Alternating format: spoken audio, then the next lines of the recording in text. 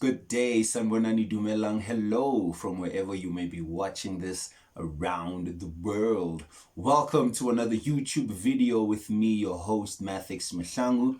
Now, guys, today I've been wanting to do this video for a long time, but my spirit wasn't ready, my soul wasn't ready, and my body wasn't ready because this is going to be one of the most profound, I think.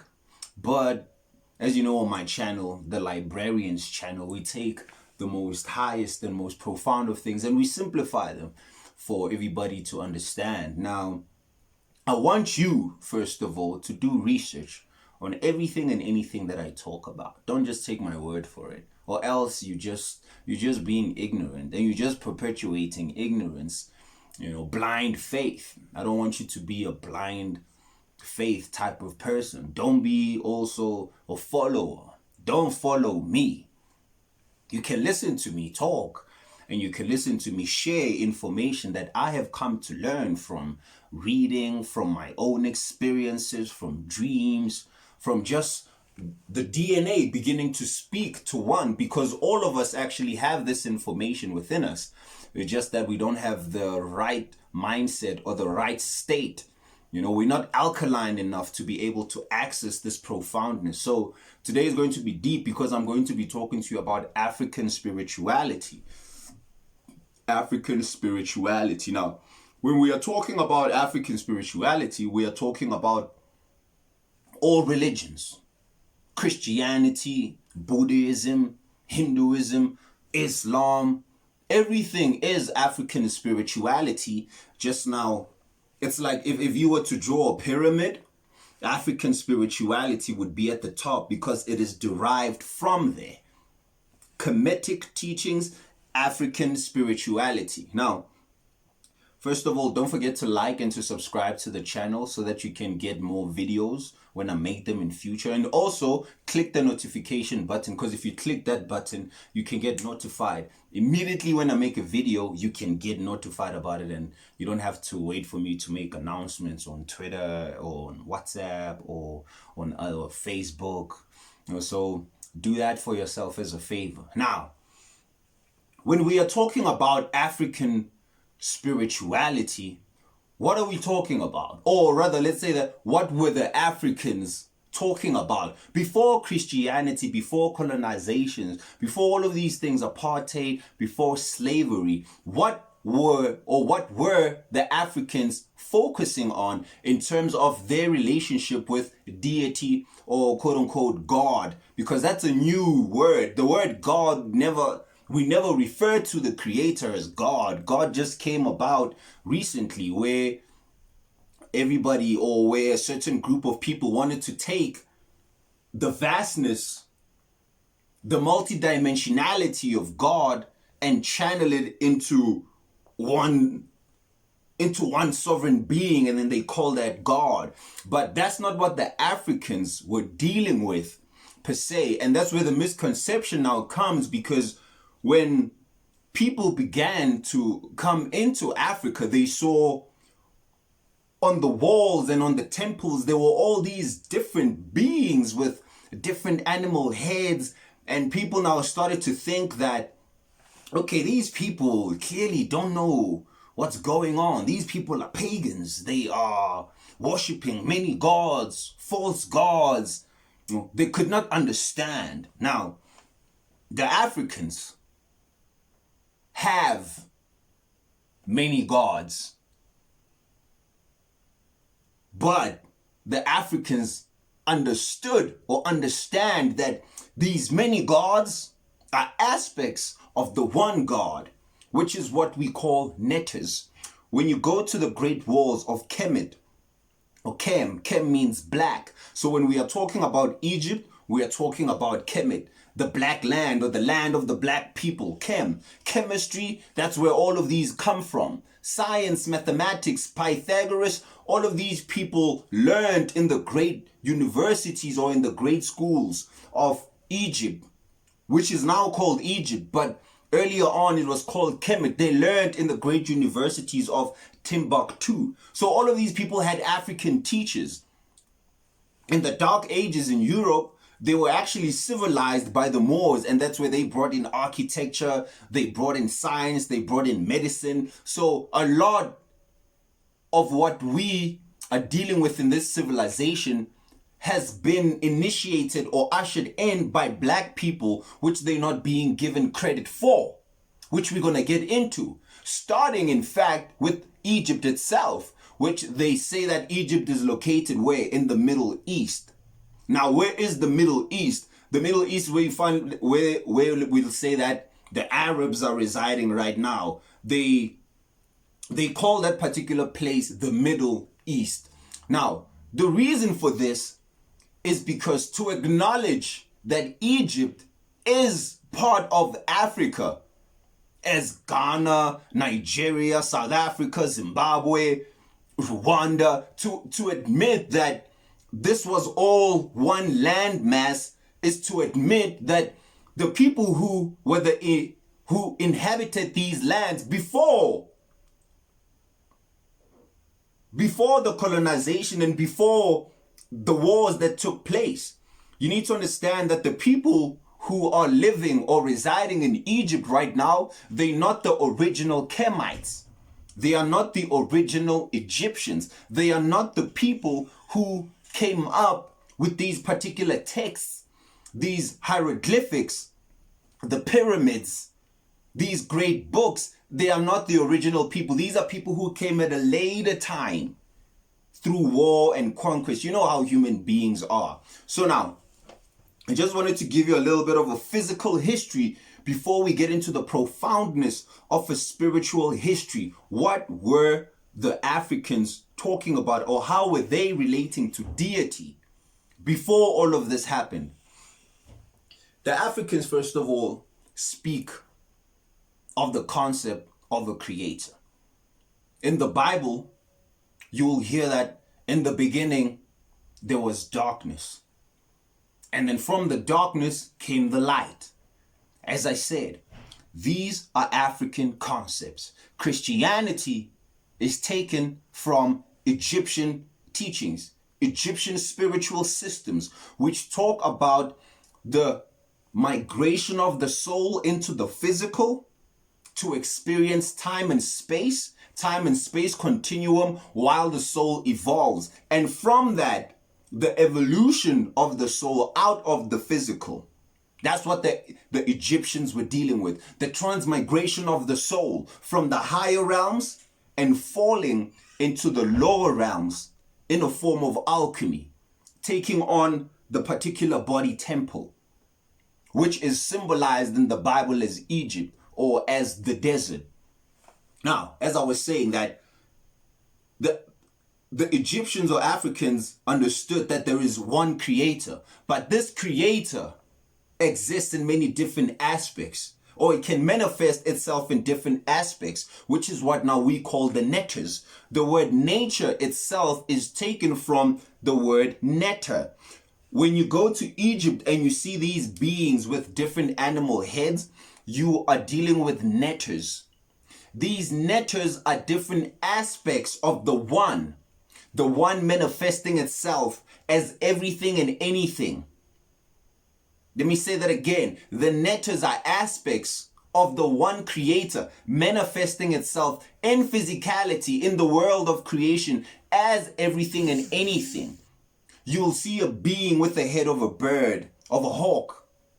It represents one aspect of that deity. You'll see another being with a bird, with the head of a bird of an ibis. You see a being, a humanoid being with the head of a crocodile. You see a being with the head of a hippo. These are netters. These netters are what we call in modern day psychology, which they give Carl Jung, they call him the father of psychology. All of these, as I said, are African aspects, because the netters are aspects of the mind. When you are dealing with the netters, you are dealing with what in psychology they call archetypes. Archetypes of the collective unconscious. So now, you as a being you as a soul or as a being are fragmented or you are scattered. You have different aspects of you, for you are a creator too. You are created in the image of God. God is one, but exists as many. So are you. You are one body, but you have multiple systems that create the whole. You have your nervous system, you have your muscular system, you have your bones, you have the chemical system. There's layers to you, and so too are they layers to the creator, which is what the Egyptians were dealing with when they were talking about the netters. Now, when they were talking about, let's say for an example, you see a man with the head of a bird. You first of all have to understand nature for you to understand what the Egyptians were talking about. And you have to be able to decode nature. What is a bird? A bird is something that flies up in the sky. Okay, so now what type of bird is this? It's a hawk. Immediately when you are dealing with a hawk, you are dealing with a bird of prey. It's one of the only birds that could fly the highest in the sky. That represents what? Freedom. So now, when you see a man or a being with the head of a hawk, you know that you are dealing with an aspect of the psyche which represents freedom. Which is why you also saw in another depiction how they depict the soul. They call it the ba. So the ka, there's many signs. There's one where the arms are like this. That's the ka. When you see a particular its hands that's standing like this, that's the ka. It represents the spirit. Now the ba represents the soul, and you see that depicted as a bird, and then it has a head of a human. That's the ba, which means that now once the soul is able to, I just want to check if this is still recording. I don't want to be giving these gems and then give me a second.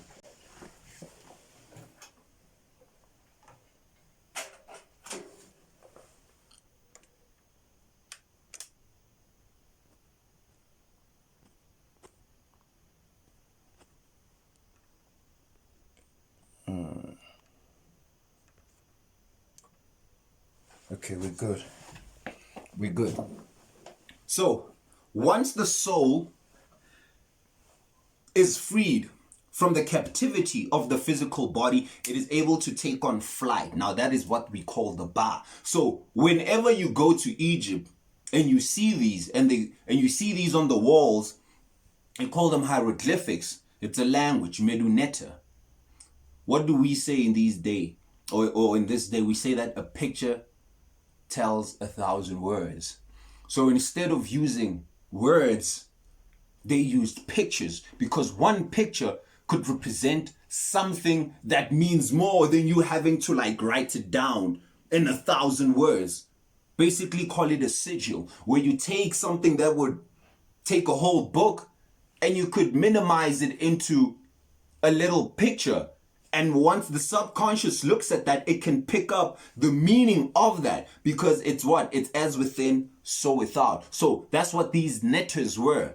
They are aspects of the mind, what we call, as I told you in modern day psychology, the collective unconscious, which now deals with archetypes of the mind. So the netters within themselves are doorways or gateways to aspects of the mind, which you as a soul have to access.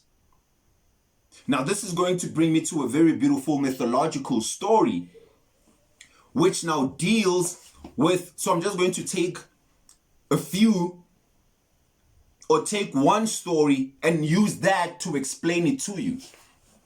There is Osiris, or who they call Osar in ancient Kemet or ancient Egypt. That's the male. Osiris' counterpart is Isis, who in modern day Christianity would be who? Mary. Osiris would be Joseph. All of these are the same story. Multi-layered story. It could mean one thing on one level. The moment you raise your consciousness, it means another thing. So you have to be also able to read these on the many levels that they represent. That's how deep the Africans went. When you read the Meduneta this way or the hieroglyphics this way, it could have a logical explanation and it deals with the left brain. And then when you read them this way, it could have a spiritual explanation that deals with the right brain. You read it top down, it could explain to you the dissension meaning of that particular thing. And then if you read it upwards, it could, or if you look at it upwards, it could represent the ascension aspect of that. So it's layered. So now when you're dealing with Osiris and Set and Heru, you are dealing with the story of creation within itself. You are dealing with the feminine and the masculine, Adam and Eve.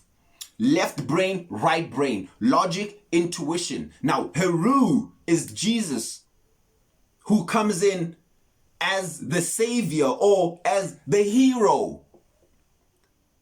The modern day word, which we call a hero, when you watch movies, understand that you are dealing with Heru or Horus, which is the entity I was talking about with the head of a falcon. He's a bird. It represents spiritual flight because Horus is actually the savior.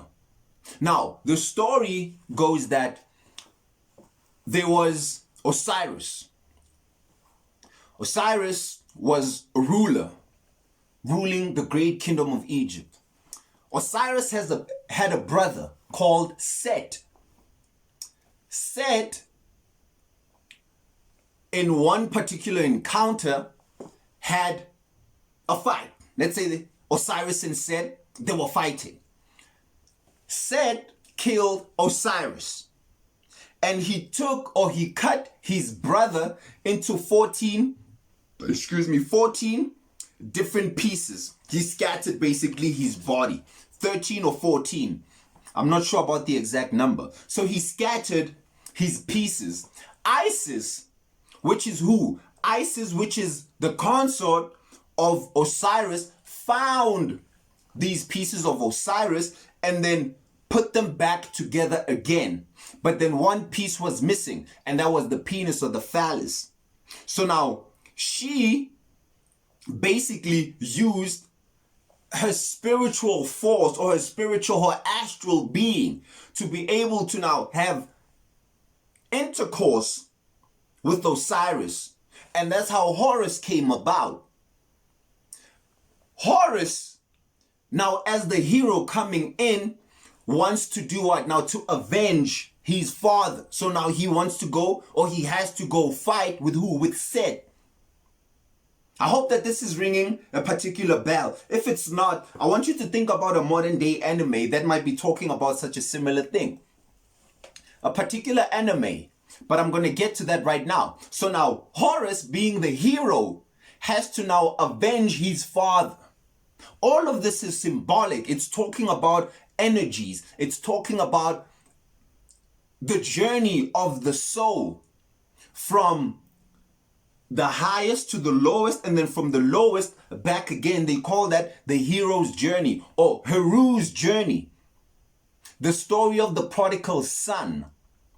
Jesus being who? Jesus was taken from Horus itself. The Immaculate Conception. It's Africans. Tanduba deep. Yay. Tanduba deep, Africans. Let's talk about it. The Lion King. The Lion King is an ancient African mythological story of Isis, Horus, and Set, or Heru rather. These are the main characters here. You are dealing with who? You are dealing with Mufasa, which is Osiris. And then you are dealing with Set, which is who? Now, which is Scar. And then you are dealing with Simba. Simba being Horus or the hero. Set, Scar was jealous of his brother, right?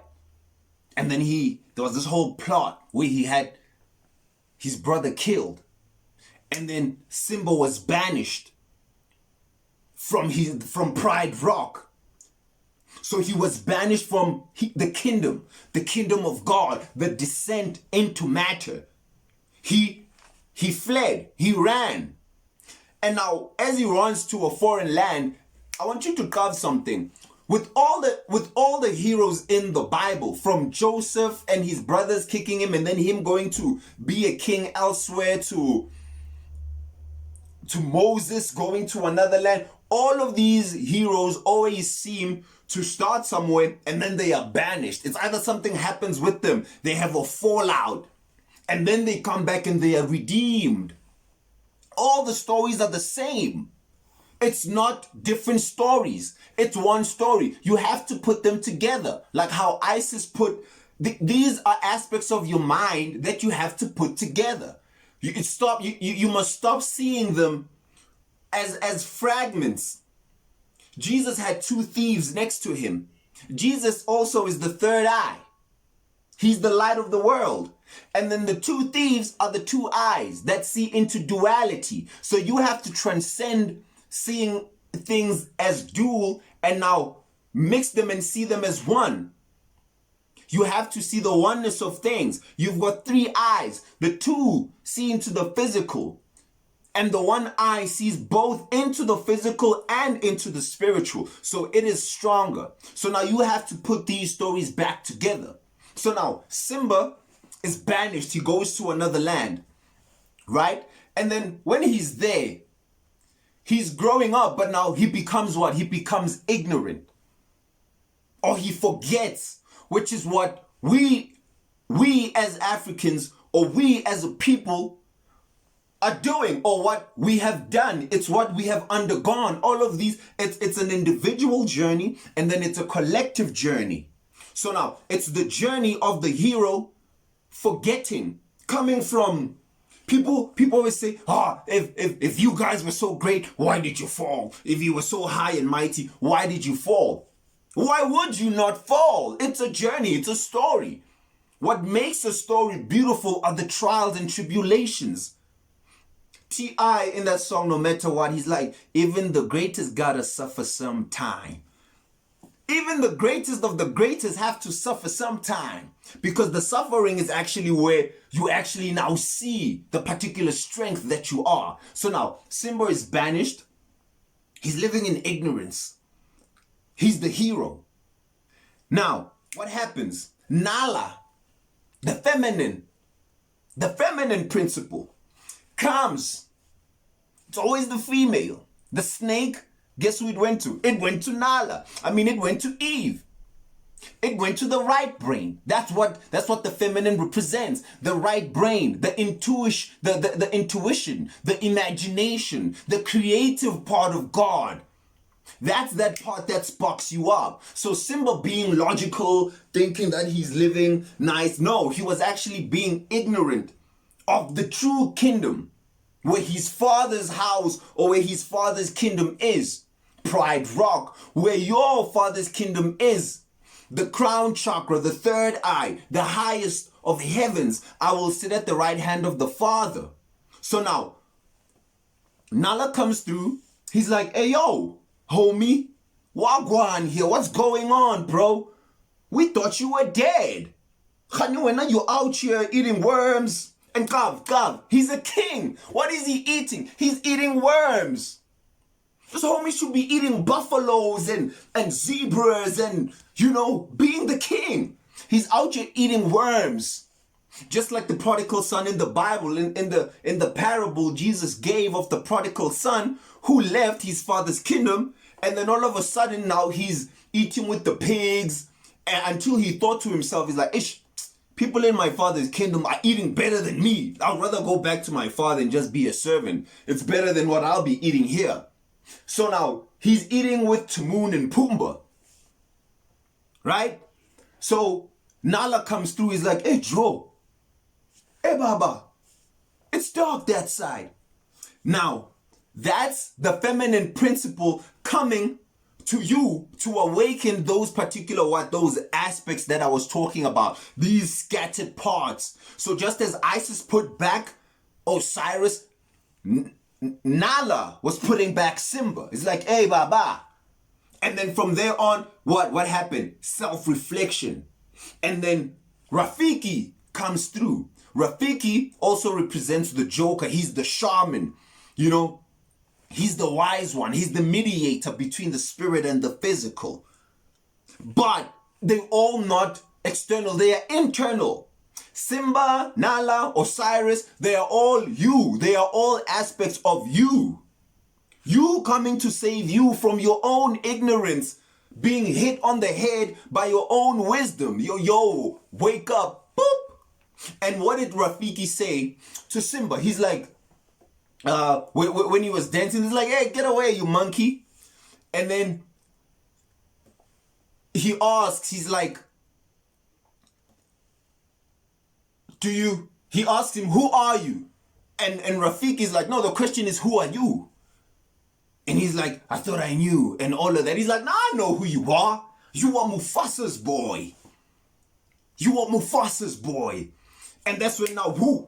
That's Heru now. That's the hero now beginning. The light is coming back. And he's like, hey, you knew my father? And then now he chases after Rafiki, right? Now, I want you, as I'm saying this to you, I'm also telepathically showing you and also vocally showing you how all of this is about you. You have forgotten yourself. You don't know who you are. It's said in the scriptures. My people suffer because of a what? A lack of knowledge. So now, Simba is taken to meet who? A reflection of who? Of his father, which is him. He looks up in the sky after looking down in the water and then seeing his reflection change to being an image of his father. So now he runs and then he's chasing after his father, and then he sees his father come down in the clouds. And then he said, you said you'd always be there for me. And then his father is like, you have forgotten who you are. And so now you have forgotten who I am. That's us. We have forgotten who we are. And thus we have forgotten our lineage. We have forgotten who our ancestors were. The master builders of civilization. The decoders of existence. Tracking, making, creating heaven and earth. Aligning Orion's belt. Literally bringing the prayer, our Father who art in heaven, hallowed be thy kingdom come, thy will be done on earth as it is in heaven. Did not your ancestors reflect through the pyramids, the three kings here on earth, reflecting the stars above right here on the planet? We were literally, our ancestors were dealing with a different type of science. A different type of knowledge, a cosmic knowledge, a knowledge that dealt with these higher chakras. We are only now dealing with these lower ones. That's why we suffer. We eating with the bugs, man. We eating bugs, rather. He's like, hey, man, you have forgotten who you are. And so you have forgotten who I am. Now that's Horus reviving who? Osiris. You know who Osiris is? Osiris is the subconscious mind. You have two parts of you. You have your conscious mind, the one when you wake up in the morning. Oh, I gotta brush my teeth. Make sure there's no hair in my nose. Trim my nails. That's the conscious part that just deals with this. That's the conscious part of you. That's what Horus represents. You have a deeper part of you that now deals with a whole lot more than what goes on that you see. And that's who? That's your subconscious mind. So now you have to resurrect your father, Osiris, Mufasa, from within you. Because that's that part of you that you have forgotten.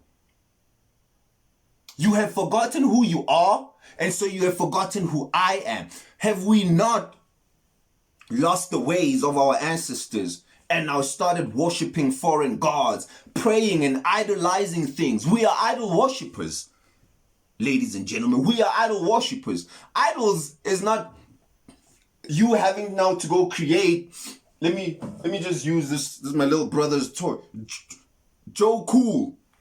It's not you having to go sculpture this and praying to Joe Cool. No, it's not just that. Idol worshipping is you creating anything and projecting more energy onto that and giving it more power over even yourself or other people. For example, cars, money. Those are idols. We literally create cars and we put more value to them. In fact, we judge people based on material possession, on who's worthy or not, or who has more value. He drives a Mazda. He has an Aston Martin. Wow, he must be, wow, what?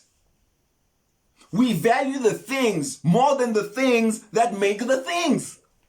I always ask people, I'm like, tell me this, what's more important? Somebody who creates a supercomputer or the supercomputer? What's more important? A car or the person who makes the car? Or who can make the cars? We have now given much more attention to the things that are made than the beings that are making the things. Idol worshipping. So we are idol worshippers. So now we have to resurrect that part of us that is godly. Know ye not that ye are the temple of God, know ye not that ye are the temple of God, and the Spirit of the Most High dwelleth within you. He who shall find it shall know God and shall know the universe. But if you do not resurrect that spark within you, which is reflected in everybody, you are a poor man. You may have all the riches in the world, but you are a poor man. For when you die, you cannot take the physical with you. You cannot take, when you die, what you take with you are your experiences and memories. Mostly those remain with you are the ones that are of a higher vibration, because they leave a much deeper signature on your soul. Everything you do leaves a signature on your soul. So you have to now remember, like Simba, who and what you are. And now, as heirs to heaven, go back to claim the kingdom. That's why they say that in the Bible, they say that the angels envy mankind. For even though the angels have been there for epochs, time unimaginable, the Godhead was like, that being, those beings, those humanoid beings are going to be the ones who come sit here at my right hand. And the angels were like, why? Why, Laba? Because you are the ones that fell the deepest into matter. You are the ones that fell the deepest into corporeality, into physicality. Thus then, you have the potential to be raised the highest. The tree of life. Keta, you are existing in Melkuth. Study the tree of life. You are existing in the last sphere.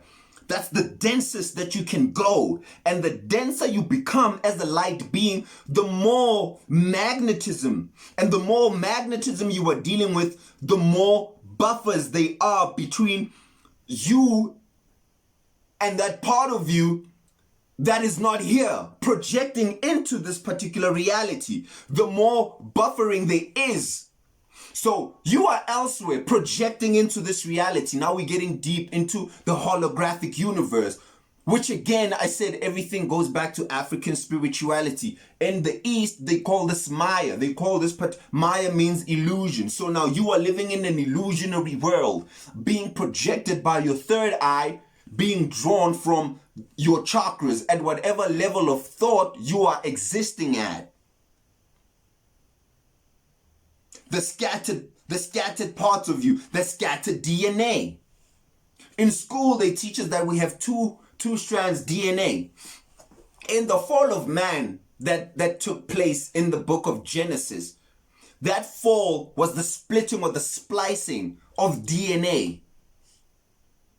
The splitting of DNA is the splitting of the parts of Osiris, the subconscious mind. Carl Jung, again, the archetypes which you have to put together, which is put together by what? By the feminine energy, which is why Christianity, and let's say religion as a whole, many religions have always tried to demonize the woman, because the woman has always been that part that frees us.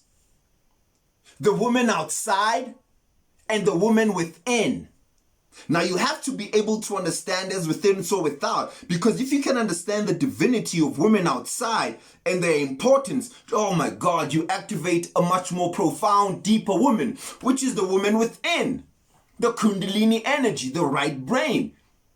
And once she starts talking to you, you begin to see the divinity of these beings out here, your mom, your aunt, all of these beings, your lover, your little sister. But all of these are what? This is just duality. You yourself are feminine, even though you primarily externally masculine, or even if you are externally feminine, you are internally masculine. You have both parts of you, yin and yang. You are an androgynous being. The splitting into gender is also a result of the fall. Credo Muto speaks about this. The eating of the tree of good and evil was the splicing, or was the coming into physicality. We were not like this duality.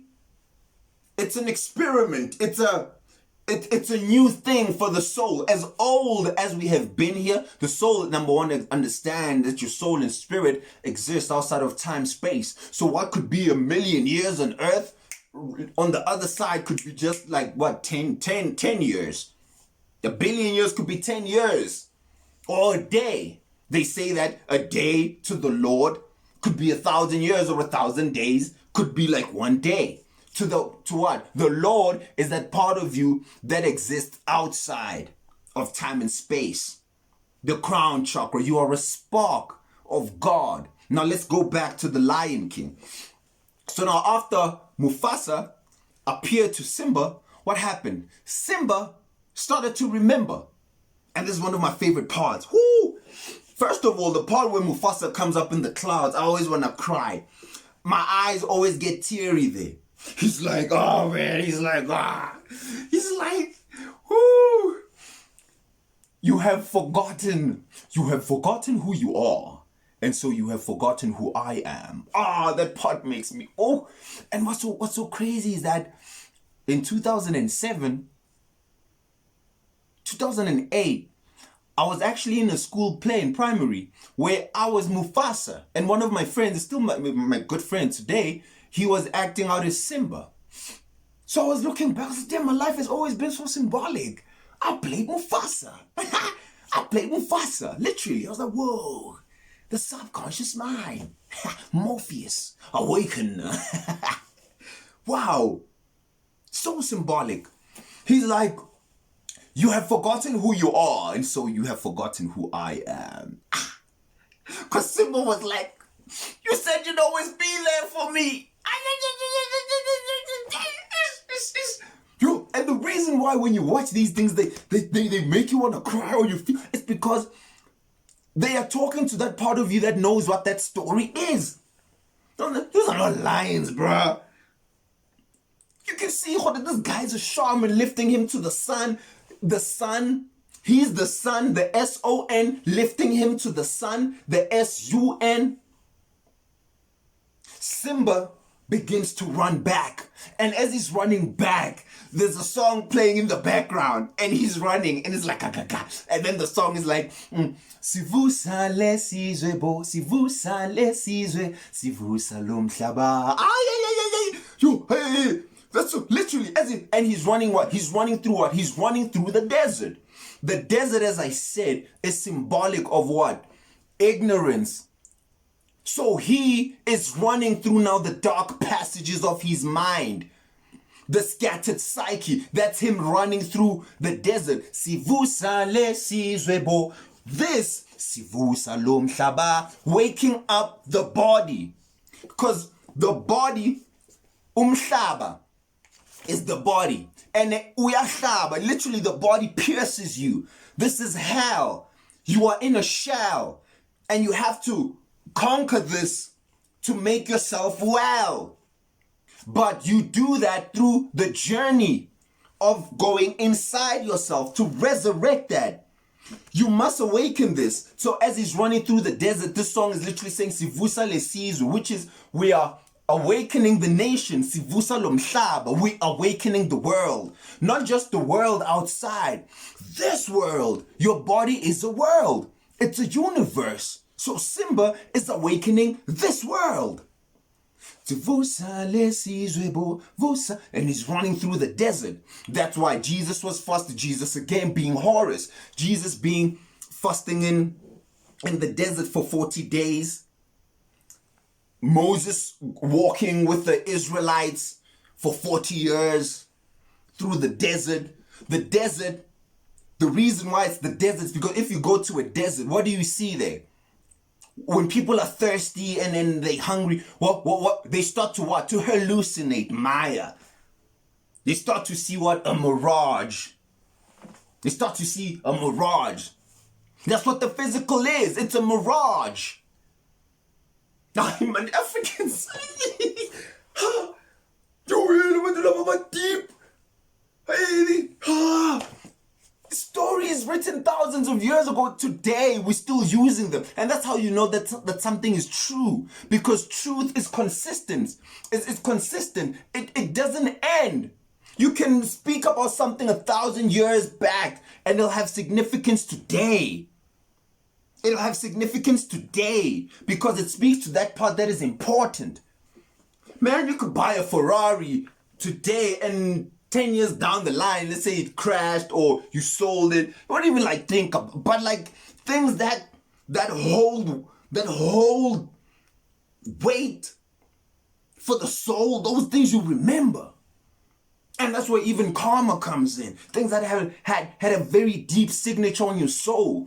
When you move on into the next state or you come back here, you deal with those parts. And that's what we call karma, because karma is action. So you have to work out these things. You have to discipline the soul.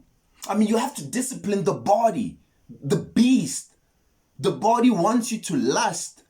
It deals with jealousy, pride, envy, greed. All these things are foreign to the soul. And as the soul began to lower into density, it began to now take on the elements of the realms in which now it was descending into. So now your soul wears garments of light depending on the plane of existence. So the light of physicality is this dense body. This is light. Your body is light. Why? Because number one, your body is made out of atoms. Atoms are light, which are 99.9% empty space. So you are not even here, as I said. You are elsewhere, projecting yourself here for a particular experience that you came here to learn. You came here to master certain things. This density within itself is what the ancients refer to. Oh my God, we're going to still get deep. We haven't even began, because now, let me take a breather. You might need to go get yourself a cup. Do I have water here? Nyaboy. Oh my God.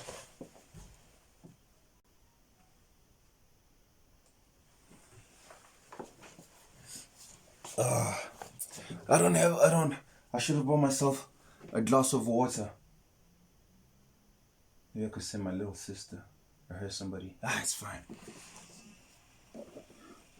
So now,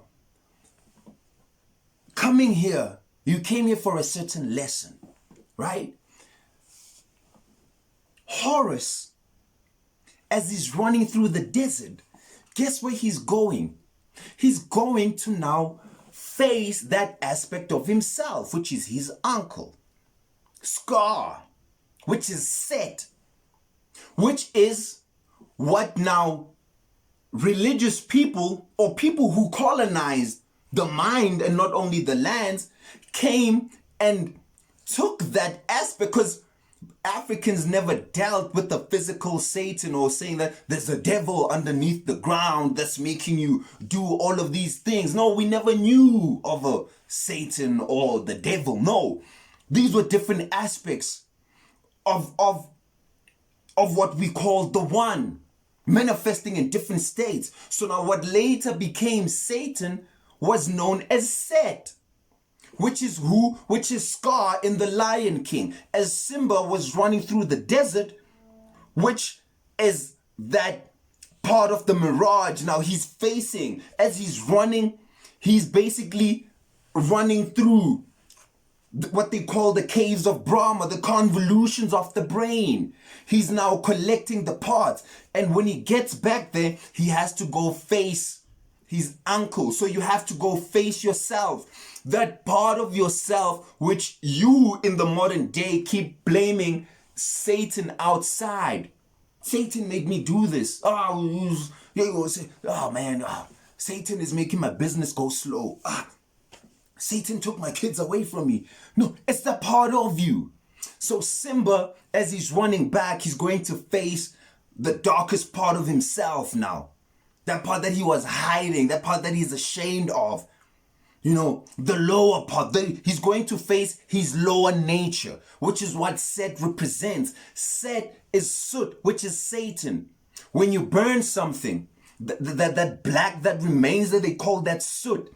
That's the dark part. That's the physicality. That's this dark body. That's carbon. Simba was running to go alchemize the carbon, taking the base element and turning it into a diamond. Diamonds are created from coal. When coal undergoes heat and pressure, it becomes a diamond. So that's what Simba was going to do. He was going to alchemize. We, as I said, as Africans, they didn't deal with the physical Satan. Satan is an aspect of the psyche as well, the lower nature. You have to master and fight the lower nature, just as Jacob was wrestling with the man at night. The night, again, the darkness, Soot, Set, sit, right now. Sit. When you stand, you're at the high. When you sit. You go up. You go take a shit. What is shit? Shit is manure.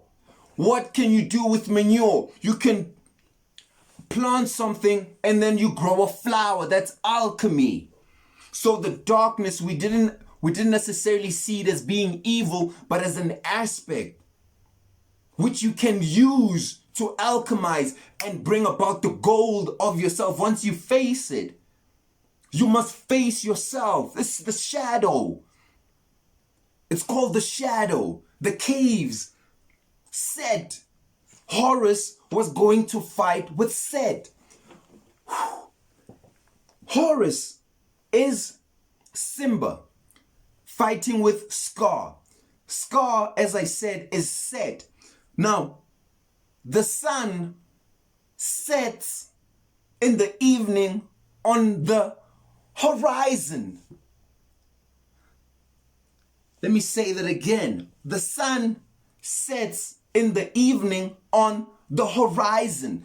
Horizon. Horus, the hours of the day. The hours of the day are what?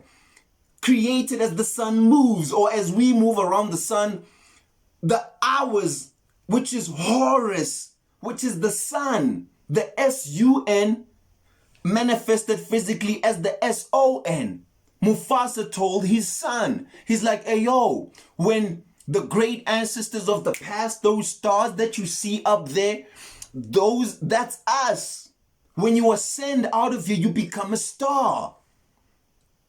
The stars, why do you think the fascination with the stars? It's our origin. It's who you are. The stars are projecting themselves down here through your zodiac signs. That's your compass. That's how you are able to tell where you come from or where you are going. It's your direction. It's deep. The sun sets. Set is the darkness setting on the horizon, which is Horus. The sun rises and sets on the horizon. So now, as the sun sets in the evening in Egypt, they call it the battle between between Horus and Set, because now the sun is going into the underworld as it sets in the evening. And when it rises in the morning, that's it. That's the victory. That's it now. That's the illumination. Which is why even when Joseph was battling the man at night, at daybreak, he said, hey, yo. He won the fight at daybreak because the sun was rising, which is symbolic of illumination. You have to be illuminated. You have to see and overcome the darkness of this physical world, which makes you believe that you are your body. And once you believe that you are your body, you begin to now do the things that this beast 666, which is carbon, 6 protons, 6 electrons, 6 neutrons. That's what it is. The darkness, as I told you, it's alchemy. You begin to believe the things that this body is telling you. There's no beast outside. The beast is you. You are the darkness. You are the darkness. And from within you can come the light. You must bring about the light within yourself, which is the Christ now, which is who we are dealing with, Horus, the sun. Jesus was in the tomb for 3 days. Jonah was in the womb or the stomach of the fish for 3 days. So you have to stop looking at things outside and blaming people, pointing to things outside. You have to understand that you yourself are dark. But from within that darkness, there's a potential of light, which is what Christ was dealing with. So now, when Simba got back to Pride Rock, he faced the darkest part of himself, which is a scar. So you must face that part of you, which is traumatic, the trauma within yourself that you might have experienced in childhood. The trauma that you might have experienced even in past lives. I mean, come on, if you are an eternal soul, you think you live one lifetime and then God sends you to hell or heaven? You think it would only take one lifetime? Of course not, man. We need to start thinking logically, but from a spiritual perspective. We need to get out of Sunday school and stop being put into these states of fear by men who are men like you, telling you that you want to go burn in hell or be rewarded in heaven. Heaven and hell are here with you inside. Know ye not that ye are the temple of God? You are the temple of God. So you have the potential of activating the heaven within you, and you have the potential of activating the hell within you. Some of the most greatest good that has been done on this world has been done by people, and some of the most greatest evil that has been done in this world has been done by people. So we are the ones that we must do the work on. We can't keep pointing up there and thanking rewards, or pointing down there and being angry at disappointments. It's all in here. Man, know thyself. So you have to go know set. You have to go face that part of yourself that you are scared to. It's scary, but it's just fear, false evidence appearing real. It's all a journey, transmigration of the soul. So now Set, Horus, the sun, going into the underworld as the sun sets, he's going to fight Set, his uncle. So he's like, hey, Baba, yay, Baba, yo, now I'm coming together. And as he fights Set, he overcomes Set. And then now he takes back Pride Rock. That's the story of Jesus. Now I will sit at the right hand of the Father, which is the right brain, illumination. Now you can understand both sides, that there really is no duality. There is no good and evil. All of these are concepts. So you need to stop being scared of a Satan out there and deal with the Satan in here. Or else you're going to just keep coming back here. And that's what they call hell. Constant reincarnation, coming back, doing the same thing. I think it's Einstein who said that insanity is doing something over and over and over again the same way, expecting there to be change. So you, in one lifetime, you come, you rich, and you die, and what? You didn't really achieve anything on a super psychological, spiritual, psychic, psycho-spiritual level. So you come back here. And in another lifetime, you poor. But, okay, let's say in that lifetime where you poor, you might achieve a little bit of like some understanding of because it seems like when people are poor they call out to God more. And then when that's why I think maybe even in the Bible they say that it's going to be hard for a rich man to enter the kingdom of heaven. And he says that I think it was Matthew, he says how can I enter the kingdom of heaven? And Jesus is like, yo, for a rich guy to get into heaven is like, I think it would be easier to fit a camel in like a hole of a needle than like for a rich man to get into heaven. Because when you have riches down here, your ego is satisfied. The lower nature thinks, and then you are fooled into thinking there's nothing more to seek. Because you are satisfied here. You go to the fridge, there's food galore. You go outside, you have cars galore. You have 9 bathrooms, 10 toilets. You could fly to any part of the world. You could just, whatever you want to do, you could. But the kingdom here. And Jesus said, my kingdom is not of this world. Your kingdom is not of this world. You are an eternal being. This is temporary. 70 years? What, man? Come on. Even if 120 years, that's nothing. You are an eternal being. So what you do here, you must cultivate yourself here. We are the scattered seeds that have been thrown on the soil. Some landed on rocks, some landed on hard soil, some were taken by birds. You must be the one that lands on the fertile soil.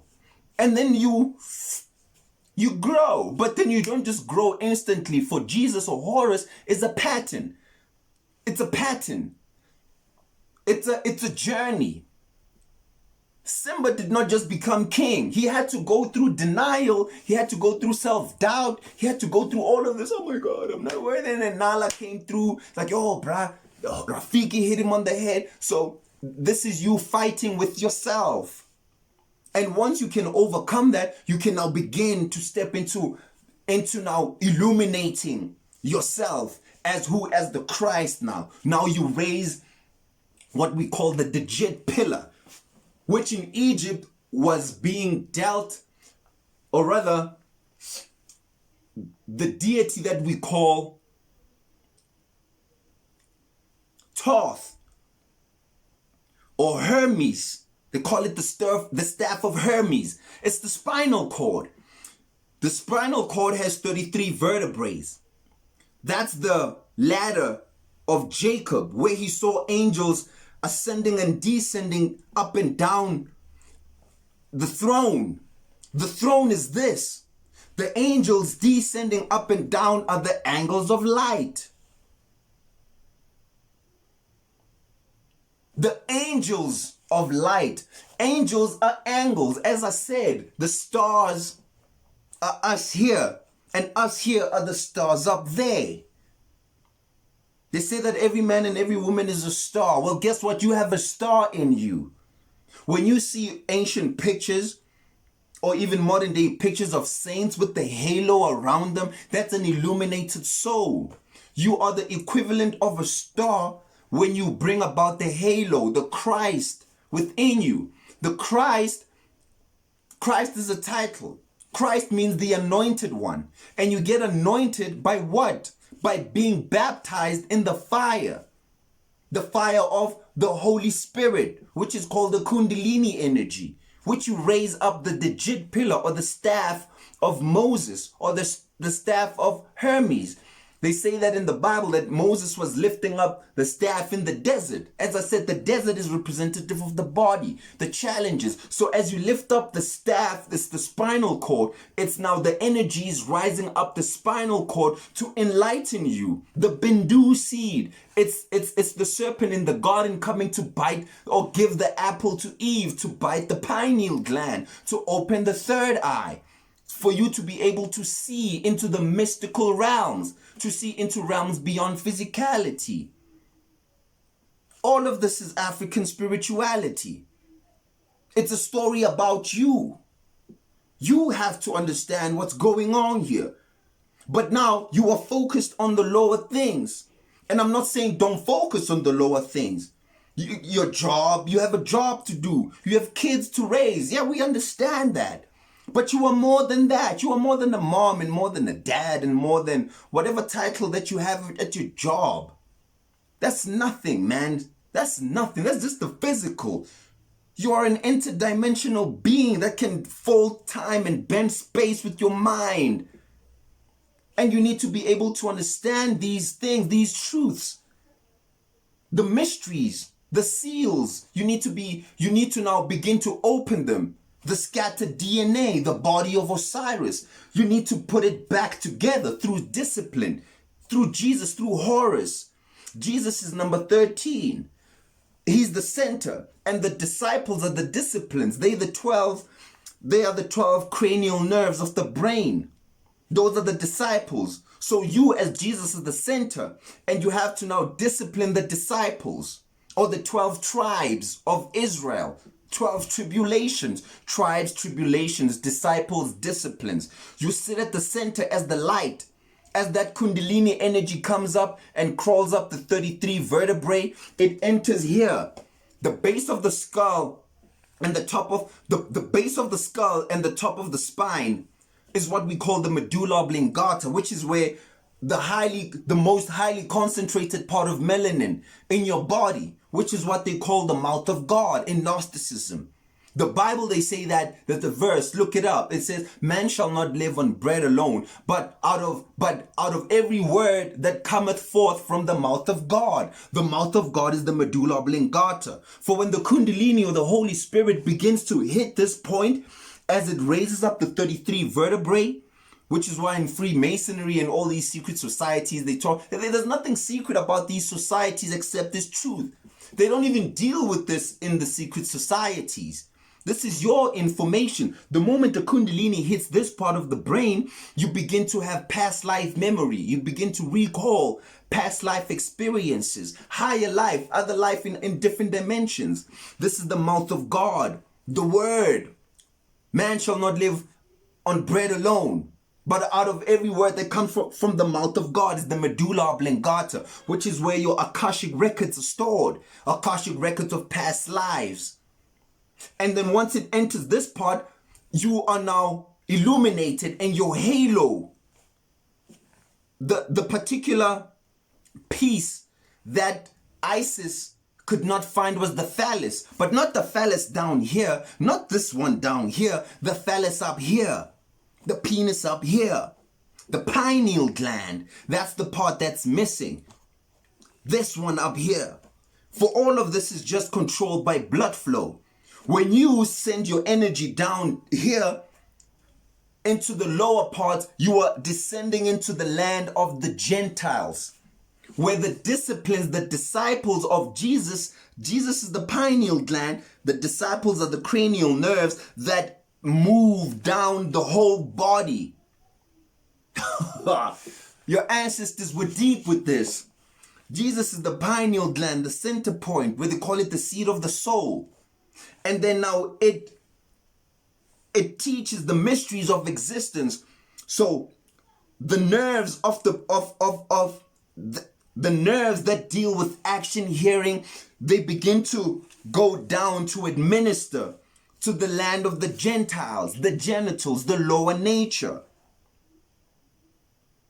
Because these nerves the nerves that come forth from your head are what deal with this. Whether you slap your hand or you give her a hug, whether you punch your dude down there, or the actions that govern you, it's controlled by the nerves.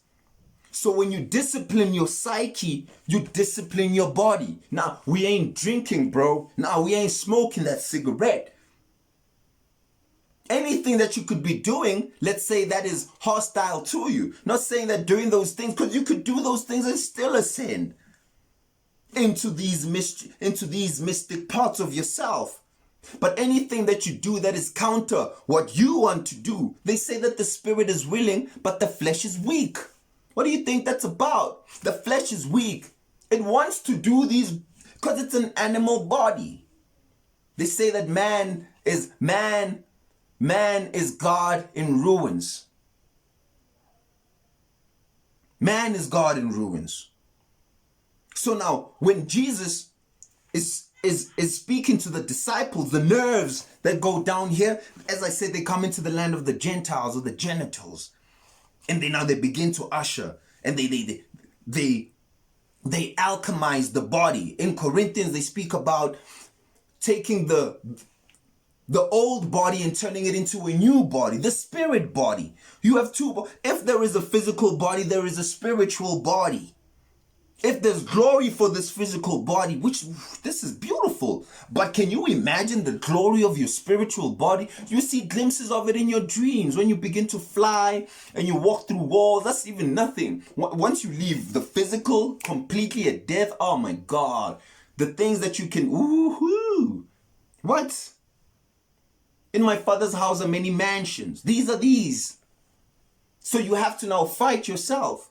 So now when you are dealing with African spirituality, man, understand that you are dealing with it all. You are dealing with the illumination. Jesus died at the age of 33. That's symbolic of the 33 vertebrates. Where was he crucified? At Golgotha. Golgotha, when you look up the word Golgotha, look it up actually right now or after this, it means place of the skull. It's the skull. For he was crucified at the 33rd vertebrae. That's when now the energy enters into Calvary. It enters into the head. Bethlehem. The house of bread. Where you're going to now begin to eat the food of the gods. The land of milk and honey. The pineal and the pituitary gland secrete, one of them secretes a white chemical, and then another, or a white fluid, and then another one secretes a golden type of fluid, which is milk and honey. It begins to rain down in your head, and then it baptizes you, and then your whole body is rejuvenated. It comes alive with joy. You just feel happy. You feel connected to everything because you are connected to everything, but your nerves are not connected. Your body is still focused here. Your thought. That's why they say pay attention. You are paying attention to the physical needs of the body, which is why fasting can help you actually. When you fast, you begin to teach the body, hey, Baba, it's not all about you. You know, you got to feed the spirit. The spirit feeds off different things. It feeds off light. It feeds off knowledge. It feeds off communication. It feeds off different things that the body feeds off. African spirituality. Now, in the descriptions there, I left my details. It's not a force, this part. I left my details just if you want to send out some donations to the boy, you know. As I said, it's not, give me 10% of your money. Nah, it's not about that. But there's some things that I want to work towards in the physical to actually do more of this, getting particular equipment and just saving up to do some other projects as well that will bring this knowledge to our people. So if you don't mind, like there by the descriptions, I left my details there. Thank you. Any amount will be appreciated. As I was saying, know ye not that ye are gods? That's not what I was saying. But know ye not that ye are gods? That's what it says. Ye are gods, but you have forgotten. But now, through you understanding who you are, through the knowledge, through the seeking of yourself, you can begin to tap into these deeper mysteries. You can begin to awaken. You can begin to now, excuse me.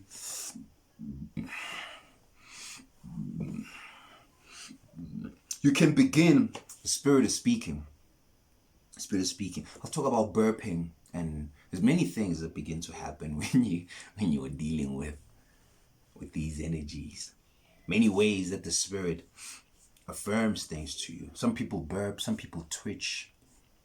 All of a sudden, just get a twitch in public. I always tell the Spirit, I'm like, hey, but don't make me in public. I'm in a taxi. I can't be Can't be burping and you gotta be like, hey, jama kancane. Wait till I get home and I'm alone. You know, the Spirit speaks. As the Holy Spirit rises, they say what? They say that people started to speak in tongues and to prophesy. That's when now you begin to tap into these other bodies. African spirituality. There is no Satan. There is no demons underneath the word. I think that's very. I won't finish. This video can go on for 4 days.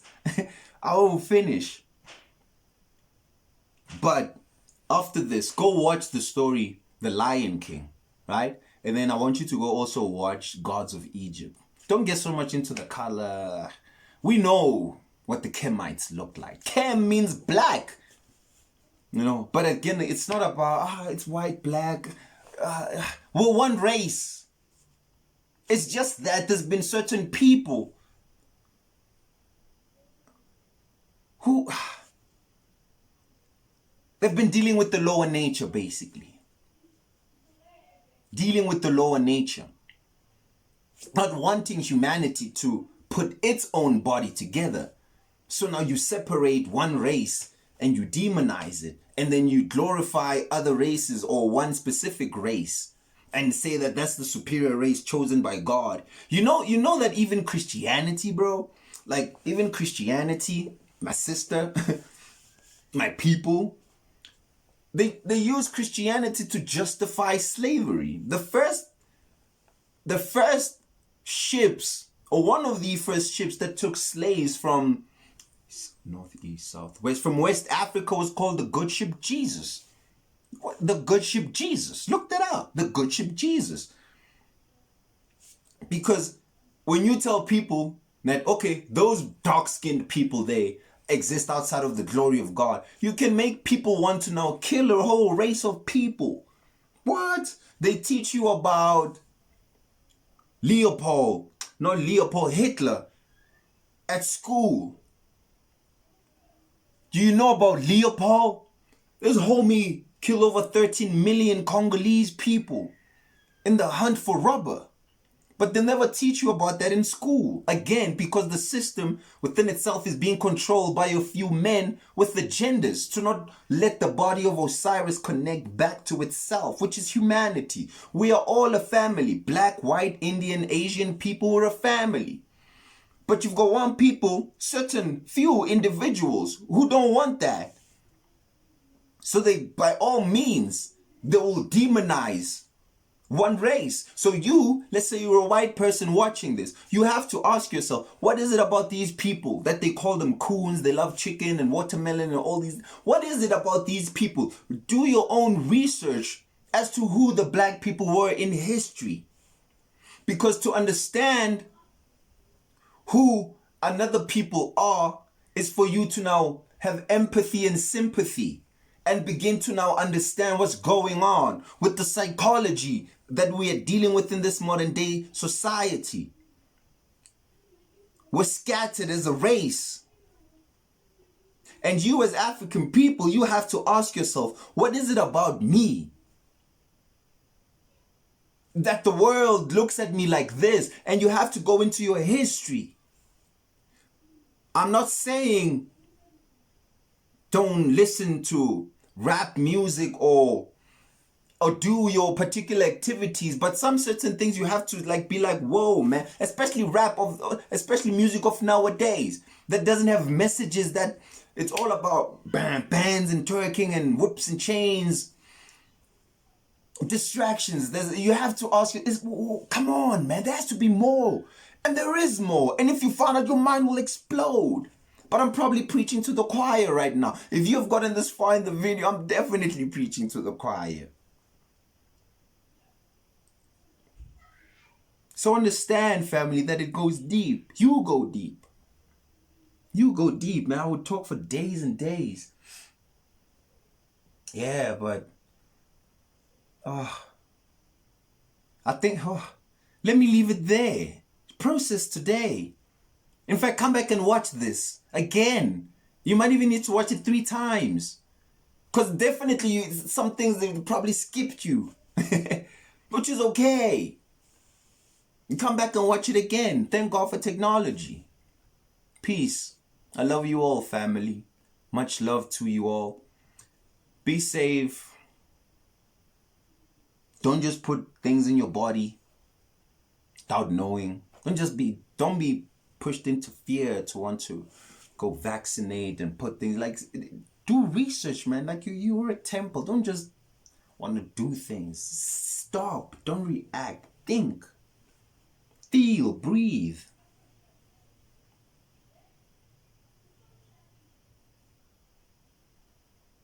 Peace, family.